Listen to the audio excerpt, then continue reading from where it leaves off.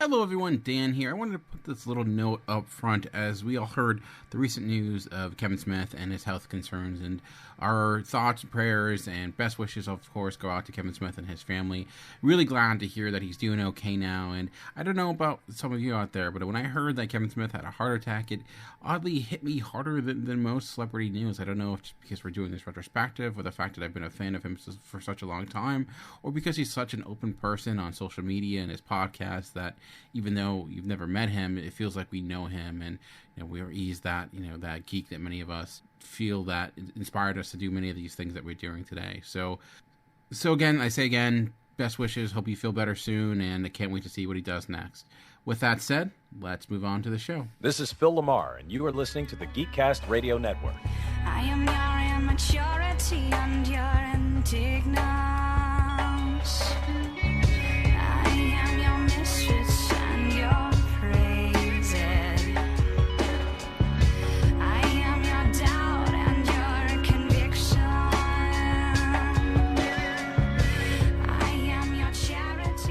Hello and welcome to Cinema Geeks as we continue our Kevin Smith retrospective.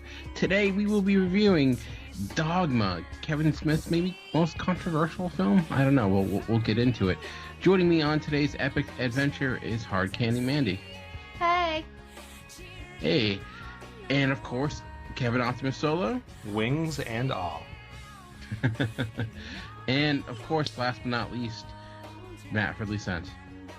Dogma is dog shit. What? Man, coming out guns blazing already. Jeez. Yes, today we are continuing our look at the career of Kevin Smith. We've done all of his films up to this point: Chasing Amy, Clerks, Mallrats, and now we are on to Dogma. And if you have not listened to those episodes, go back and go ahead and do that. What we're discussing today is this movie and kind of our thoughts on it and where it fits within his career retrospective. So it's interesting going back and looking at this movie and realizing how big of a controversy it created, and especially now because that controversy seems, I don't know, possibly unfounded. I'm not sure, but you had protests galore and things of that nature because of this Dogma film he was making. But I'd be interested in seeing if we think those were warranted or not. But I guess, Amanda, starting with you, you've enjoyed some of his films so far, some of them you have not. Overall, what were your thoughts on Dogma? I was looking forward to doing a rewatch of this.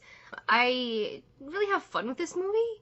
It's something that I didn't take too seriously, and I don't know if that was what you're supposed to do or not, but I wasn't offended by any of, the religious stuff that could be controversial in here. And I like Ben Affleck and Matt Damon together in these roles, bouncing off each other the way they do. And seeing, Alan Rickman and... Oh, seeing Alan Rickman. Seen too much of Alan Rickman. His Ken doll parts. But I don't know, I have a lot of fun with this, and I think it's got some interesting things to say and some really cool premise. Interesting. Kevin, how about you? Did you have fun with it as well? Did you enjoy it? What were your overall thoughts on Dogma? This was a first-time watch for me because I had not seen this when it came out back in the late 90s. I still don't know what I feel about Dogma. I feel like I liked it, but I'm not 100% sure if I did or not. Like, I think it depends on, like Amanda said, like, how much you're trying to read into it, how much you're trying to take it serious, or if you're just allowing yourself to have fun with it. Because I think it is a fun film. It's interesting kind of in this Kevin Smith look because it's kind of like the first time we've seen like a major cast ensemble, I guess you could say. I mean, because you have like obviously the Matt Damon and Ben Affleck, but you got Salma Hayek, you have Alan Rickman, Chris Rock, a lot of well-known people, which is probably more so than any of the other films we've seen so far. So it's kind of interesting to see that side of things. I think it is a fun film. I think there's a lot of humorous moments. I think there's some interesting and fun dialogue. So I think it's entertaining and fun. I don't know what else to say about it yet at this point as far as like an overall thought, though. Matt, you kind of hinted at what you thought, but maybe that's not the case. What were your overall opinions on Dogma? Oh, I'm just quoting Kevin Smith when I say that. Yeah. I love the movie. I've seen it more than any Kevin Smith movie, which isn't to say that I love it that much. It's just that there was a time in my life when, and everyone's life who I'm sure listens to this, where it was on Comedy Central 6 times a day. And so, like, I don't even know. It's kind of like that epiphany you have when you go, wait, have I seen the Star Wars special editions more than I've seen the regular editions, and what edition is in my head? Like, I had that with this when I was watching it. It was like, have I seen this scene at all? Like, because I might not have watched it anywhere other than cable TV before this time. Even though I owned it on DVD for a good 13 years, it was still in the wrapping. I had to actually unwrap it this week. It's like almost nostalgic because I watched it a bunch in my teenage years. Yeah, actually, I'm kind of there with you. I watched it a lot growing up. I think it had it on Stars because I had like that channel, and it was always on there for some reason. And it was one of those movies. You ever watch those films and when we were rewatching it, like I remembered every single moment of it. There may be some of those movies where I watch again for the first time in a while, and like realize, wow, I forgot all of this, but everything kind of stuck with me years later. This came out in 1999. And at the time, I loved it growing up. It was like, I remember when I was a kid, or it was in like high school around that time, and like I would often rank it as my favorite movie. But I think in a big reason was I grew up in a very religious household. We went to church like 3 times a week, twice on Sunday and on Wednesday. So a lot of what he was saying in this as a teenager like really spoke to me on that level. And it was interesting going back as an adult and seeing if like it was as deep as I thought of it at the time as a punky teenager. And we can get into that a little bit, but I do think there are some interesting ideas here.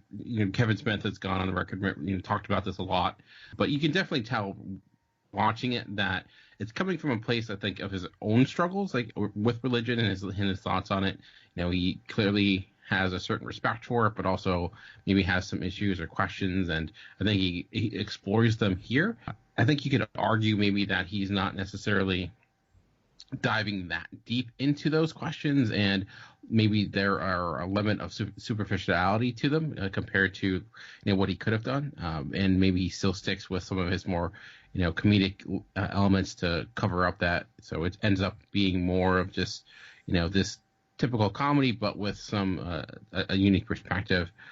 That's interesting, Dan, that you said some of that, because I have a very similar upbringing. Like, we went to church 3 times a week as well, same schedule as you, like twice on Sunday and once on Wednesday for a good part of my youth, I guess. It wasn't always that case, but for a good chunk of time. And I think what he does well here, though, is that he poses a lot of questions, and he has a lot of discussions and dialogues and different sides of things that are being expressed by the characters in the film, but it doesn't seem like he's ever trying to say definitively one thing or the other. Like, he's not trying to necessarily answer the question for you. He's just more so having the discussions and calling out some things that people might question, and really, like you said, poking fun at things and having fun with it. But I never felt like he was, dictating what we should think or saying this is right or this is wrong, which that's why I don't necessarily understand quite the level of controversy that might have been around there. But again, I wasn't someone that watched it back in the time that it came out, so I was a little bit oblivious to the controversy and what that consisted of.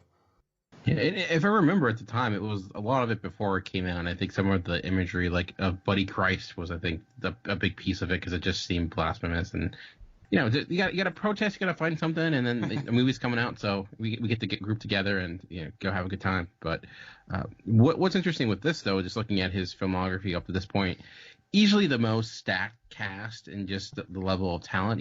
From Alec Rickman to Chris Rock, who he's using professional level actors on a different level than he did before. I was curious how you guys thought he utilized them, like from we're seeing a lot of the same people, of course. We're still seeing Jay and Silent Bob and some of his other actors, but we're seeing a different level. I mean, even George Carlin and Alanis Morissette, it's kind of a oddball cast. How did you think he utilized that talent as a director?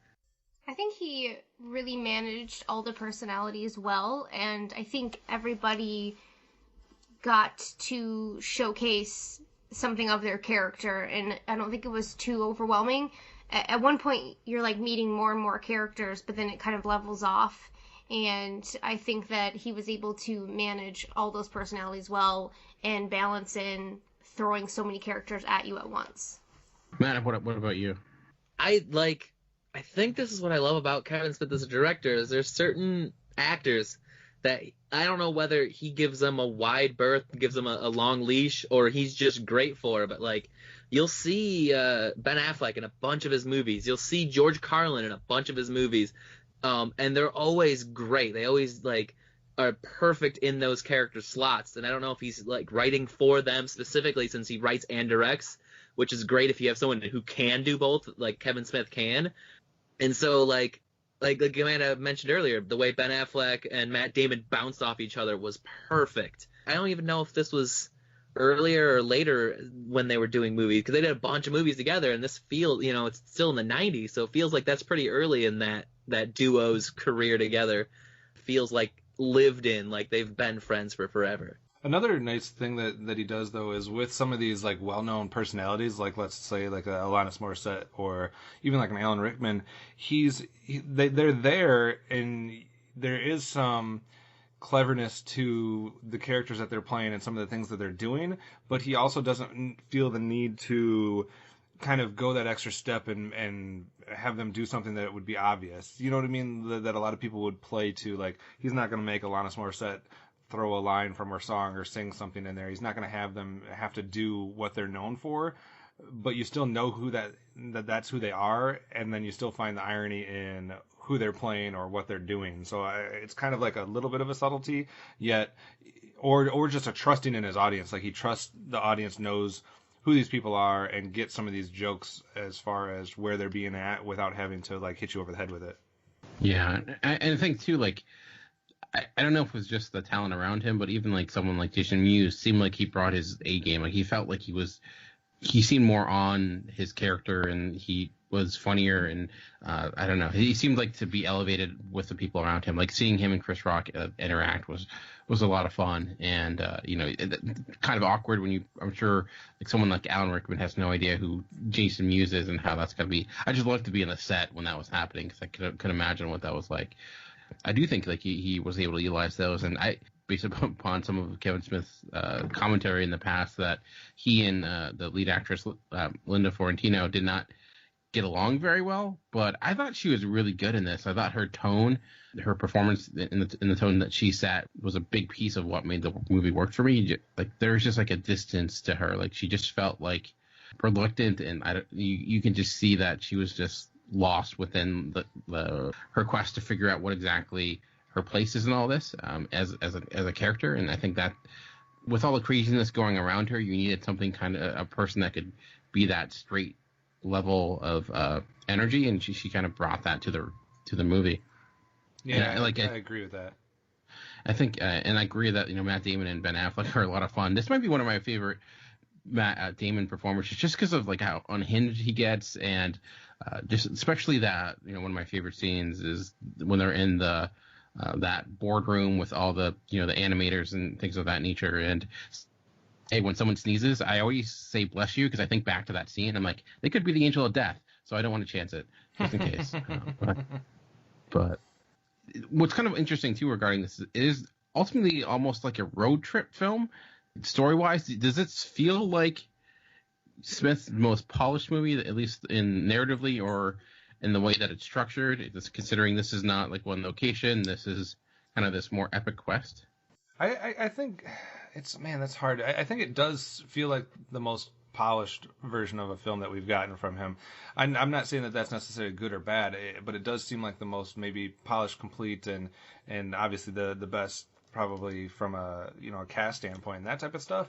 I do agree also that it does feel like a road trip, which kind of adds a little element of fun to it. Like, it is definitely that I don't know, road trip necessarily, or just kind of that journey movie where you're kind of going on that grand adventure, and it's taking you in a bunch of different places. So it's a combination of the two. But I definitely agree with you as far as it being a well polished film comparatively. But like I said, I don't know if that necessarily elevates it from a quality standpoint above any of the rest, because the other ones do have that kind of, I don't know, there's like a little magic to them as far as being such rough from like a filmmaking standpoint. It adds like an element of character to it. Yeah, was anyone missing that like indie charm that you got with something like Clerks? I was a little bit. Based on what we've seen so far, I was missing a little bit of it. I think there is enough here, though, from a dialogue standpoint and from some of those other elements that are becoming, very evident that they are Kevin Smith elements. So I think there was enough there that it still felt like it was in the family, but it was missing just a little bit of that rough around the edges that I kind of like from those other films. Matt, what do you think? Is it weird that, like, part of me is like, I like that in Clerks? Like, I love how it feels like a film school student film, but at the same time, I don't miss it when it's not there. Like, I appreciate it. Like, if we were to watch, like, every famous director's first movie, and they're all like that, I love that concept, but when it's not there, I don't miss it. Like, I enjoy it, and I appreciate it, and I understand. And I love how with Kevin Smith's films, you can see, even though we've only watched like 4 of them, you can see how he's growing as a filmmaker, but still keeping it very local. Like, each one of these movies, you can tell is just an aspect of this dude's life. Like, he's just writing what he knows, and he's writing his life. Right.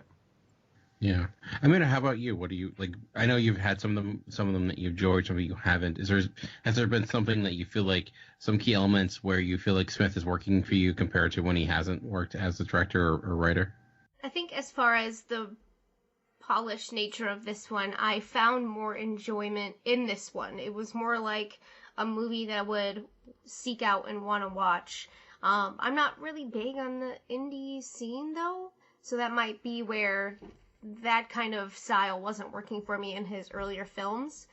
But I do think that, like, the charm and the wit of his writing, it shows through, and I can appreciate all that. I'm kind of along the lines of Matt in the sense of, like, I like it there, but I feel like here, if it had it maybe wouldn't have the same impact, considering what they're getting at, and there's still that element to it when it gets a little bit bigger, and I'm thinking of the finale, and when you're seeing kind of where there's epic battle kind of takes place, but you get there afterwards, and just the use of the wings. They still, they don't. It's not clearly a major Hollywood production, so it's like in the middle. It's a type of movie that we don't maybe almost get that much anymore in the way it's portrayed. But we talked about a little when we started regarding some, religion is such a huge element of this. It's kind of the whole point behind it.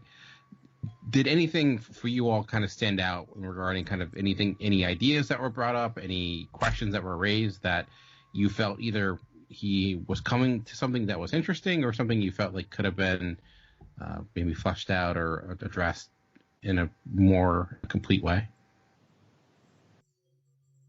As far as, like, the religious themes that he's bringing up, I think that it didn't portray Catholics in a very favorable light, but I feel like some of it was pretty real. Yeah, like, I think it was pretty accurate. No offense to Catholics, I just don't see eye to eye with some of this stuff, like these weird loopholes that they have to get into heaven and forgiveness and things like that. I just don't, that doesn't line up with me. So I think that those pokes at Catholicism worked especially well for me. I think, too, something that worked for me was the idea that they were, like, the way that they're kind of poking at, like, the standard, like, oh, people that believe in God also believe that he's, this, white male figure, as far as, like, the tradition goes. And I like how they kind of played with that a little bit with the different ways they went about that. Obviously having a female portray it, and then you had, like, Chris Rock and some of his commentary with that type of stuff. So I enjoyed those types of things too, as well as, like Amanda was saying, kind of poking at some of the more systematic or more Catholic-like branches of religion, and kind of some of the craziness that can consist of. Matt, did any of the things of the more thematic nature or the angle he was taking, any of those kind of stick out with you at all? It's so hard for me because this movie is so ingrained into my childhood. I almost might have watched this movie before I became real big into church, so, like, any of that angle, like, I don't know, like, it's so part of my thinking.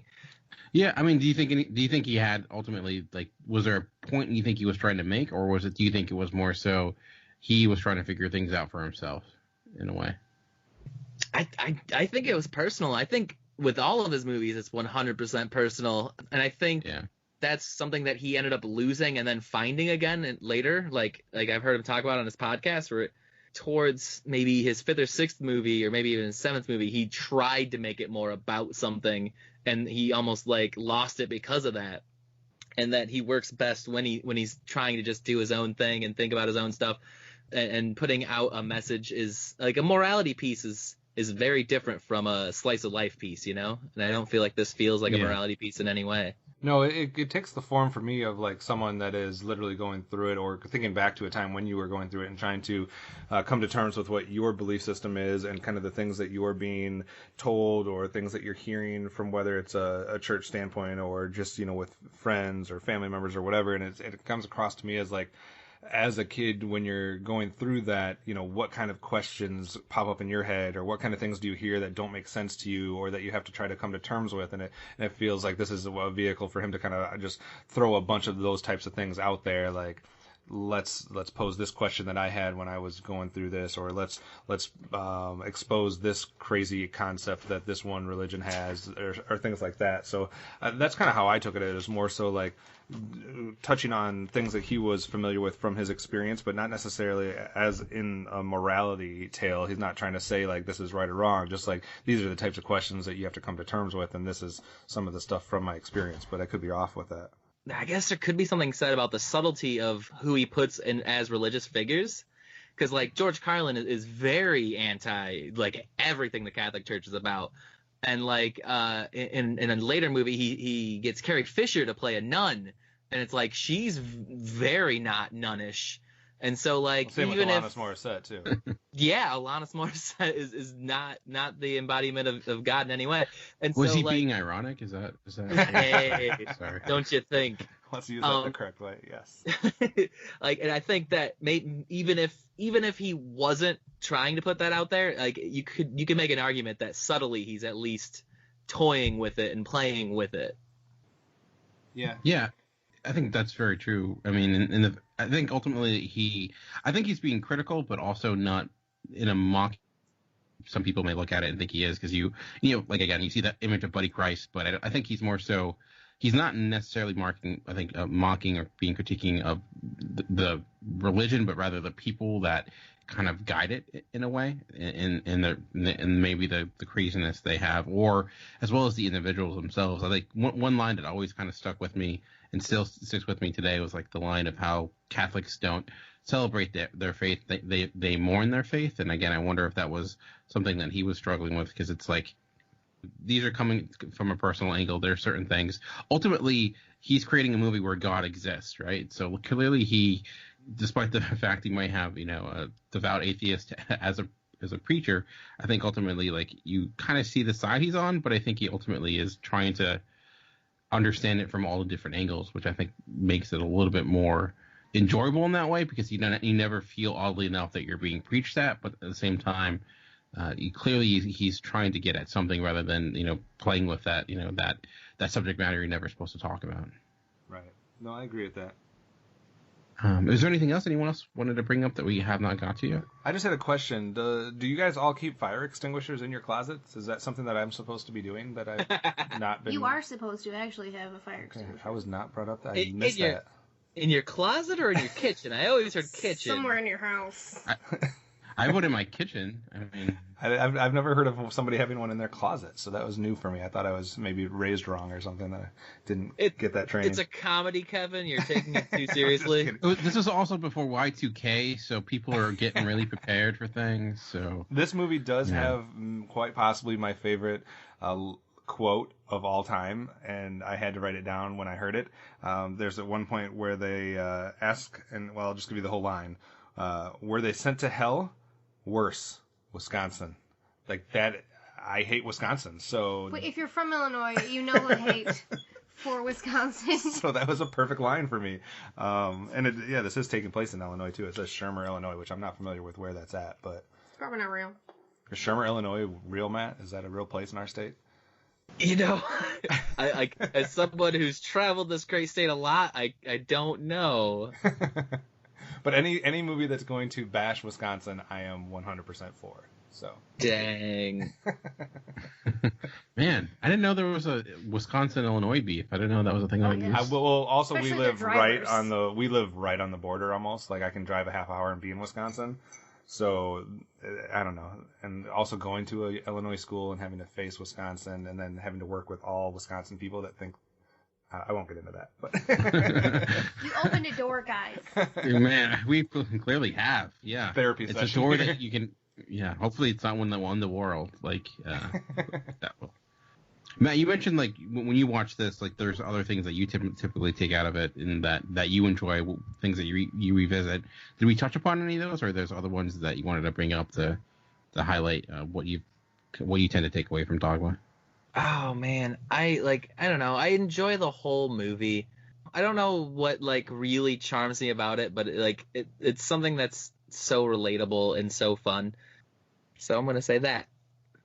Yeah, I mean, I think relatable is certainly there because I think a lot of people can pick different characters that they relate to within this and how it works. And but yeah, I went back and watching this. I know it was like, wow, I think I've gotten like, I remember, like I said, this was like my favorite movie as a teenager for a very long time, and then I went through a period where I didn't like it. But going back and watching it again, I think there's, especially watching it after seeing the other films in Smith's career, I think there's elements of this where I think he's probably on his game more so than any other time in his career.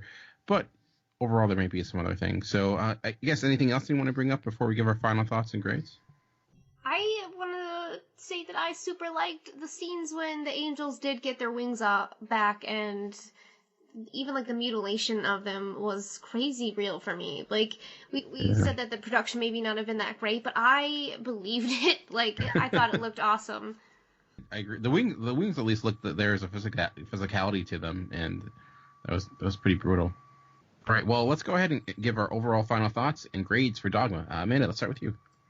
Oh man, I had a pretty high enjoyment level of this, and me seeing it on like two sides of, I think when I first saw it, I didn't really have much faith at that age. I was kind of leaning towards an atheist view and lifestyle, and now even seeing it once I found my faith as an adult, I feel like my enjoyment really didn't shift either way. I was able to enjoy it on both sides. So I'm gonna give it a 7.5.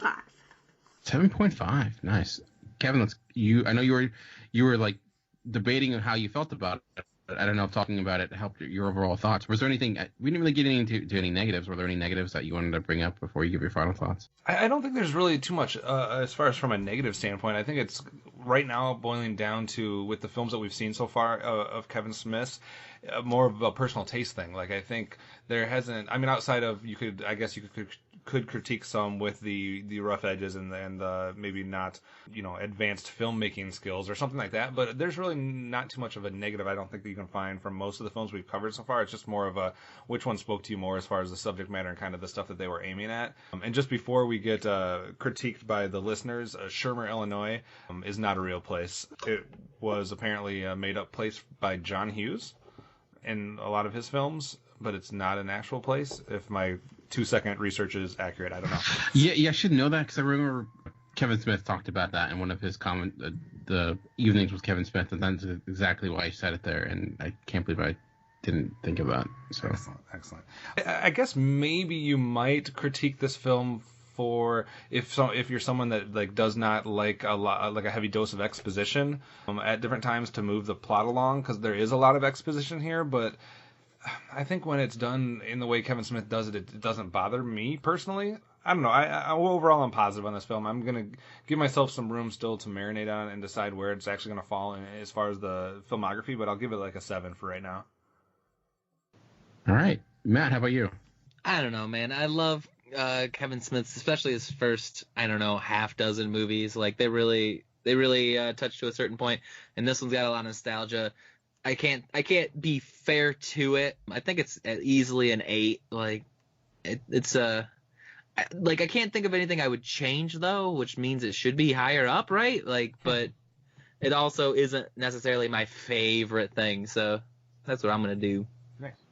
yeah, like I said, like I remember I'm glad we did this retrospective because I remember there's kind of a common mantra that Kevin Smith's made one good movie, Clerks, and after that he hasn't really gone to that level yet. And I kind of understand that idea, but as going through these, like I'm actually becoming more respectful of him as a director and a writer, and realizing there's more craft than I think he gets credit for. Like he's never going to be the greatest director in a production standpoint. Like he, hopefully admit he doesn't know necessarily, key shots or how to utilize the camera as some other people. But I think what he gets better than a lot of directors is he understands people and on a level that some directors and actors don't, because I think there's a disconnect there where I think he's kind of representing a life he's lived. And with that, you get a movie like Dogma.